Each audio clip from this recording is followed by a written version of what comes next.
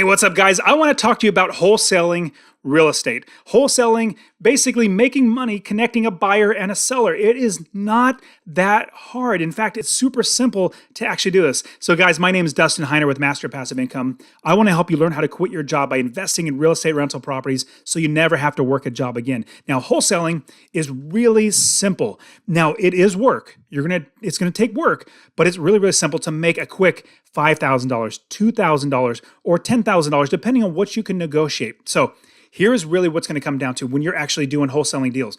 When you're doing a wholesaling deal, you're finding a seller and you're finding a buyer, and you're putting them together and you're making a commission for that. Just like a realtor would, you would be connecting a buyer and a seller. Now, here's the thing. You don't have to get licensed. You don't have to take classes. You don't have to do any of that silly stuff. You don't have to become a broker or any of that. You can actually do this business without having any training whatsoever and literally connect people, make sure that they both get what they want, and then make money on the deals. Now, if I were to get started all over again investing in real estate, this is what I would do.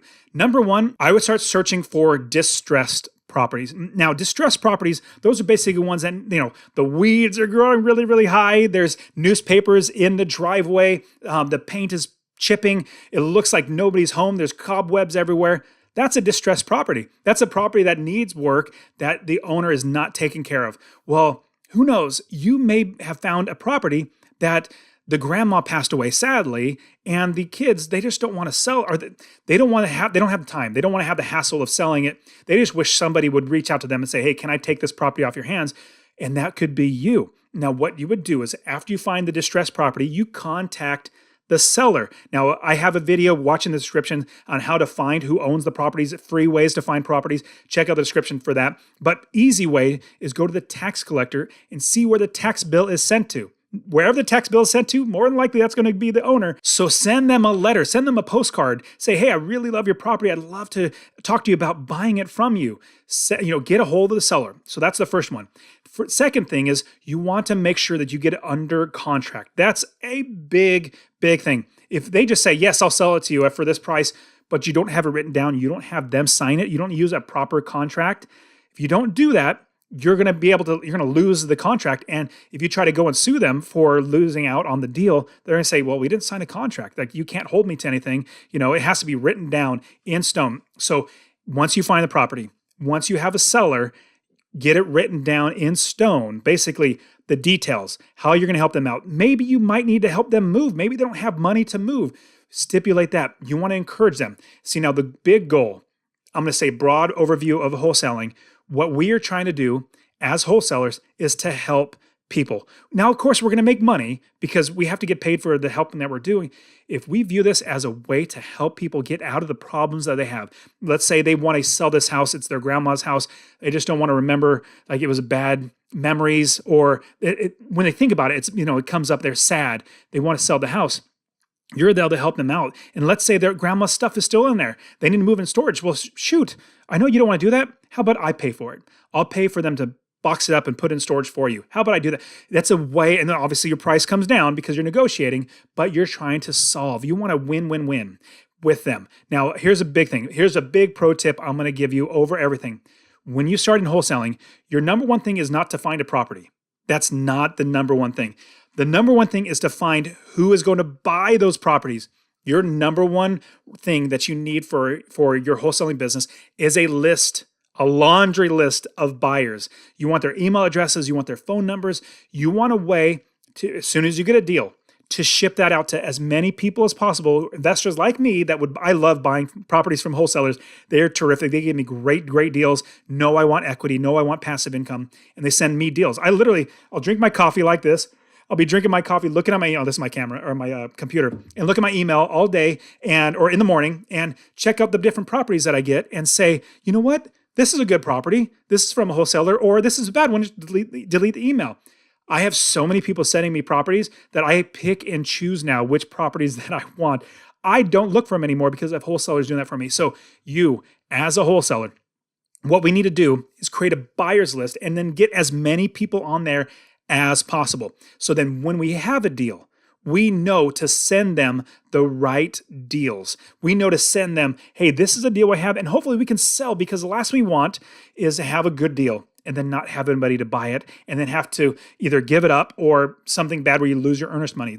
Another ball of wax. But what we want to do is have a list of buyers. Now, there are a few great ways that you can actually make money as a wholesaler in the transaction. Remember, you have a seller, and let's say you found a buyer. You're putting them together, and there's a great way, many great ways to do this. Another big pro tip is if you're doing a contract, you have to use the words and or assigns in it. So it'd be like, I, Dustin Heiner, and or assigns, I'm the buyer, and or assigns over to somebody else. And what it is, and I have a whole video. There's so much to talk about in and or assigns. I'm not going to do that. Check in the description for everything about how to use and or assigns. But those key words are going to allow you to be able to assign that property, that contract, to me as an investor or somebody else as an investor. If you don't have that, if it's just your name on there, you can't assign that. You can't do it without their permission. You have to go back to them. Hey, I was going to buy it, but now I need to assign it to a buyer that's going to be paying me money for it. Instead, you say, I'm an investor. I'm a wholesaler too.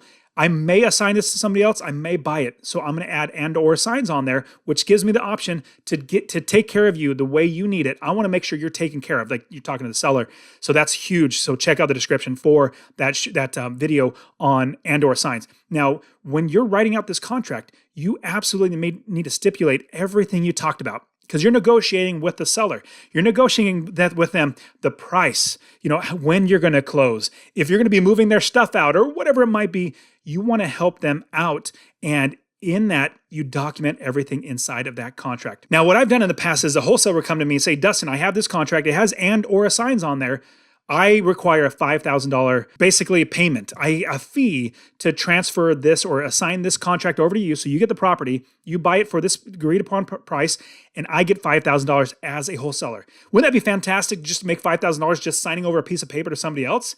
Absolutely. So that's one great way. And I've done that many times. Now, for you as an investor, never write a check to that wholesaler. Like literally never do that. You don't know what's going to happen. You put that in escrow with the title company. So as everything gets done out, that's when the money's distributed to the wholesaler. So for investors, I'm trying to protect you too. You want to make sure that the money goes out when they actually closes rather than writing a check, because you never know. It could be it could be the wrong owner. It could be like they found somebody and they doctored. It could be bad. So everything goes through a title company, so we protect everybody. So now what you do as the wholesaler is you can get a fee up front, or you can say, on the purchase price, I want 1% of the purchase price from the buyer, 1% of the purchase price from the seller, just like a realtor would. Realtors actually collect 6% total, 3% for the buyer's realtor, 3% for the seller's realtor. Now, what's interesting is if you're a wholesaler and you say, I want 1% on both, you're charging them 4 points less or 4 percentage points less, and you're making more money. That's another way to do it, is making money on the close and the price alone.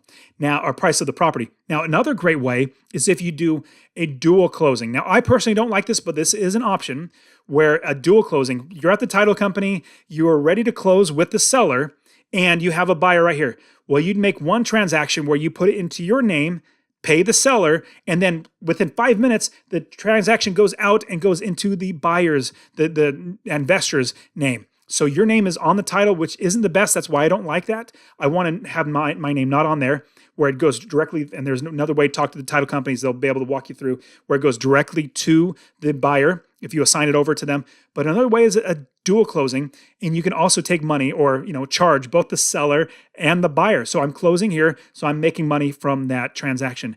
And then let's say, for instance, you have a contract for $50,000 from the seller for a property, but you found somebody who wants to buy it for $75,000. Well, you don't want to, they're already going to pay $75,000.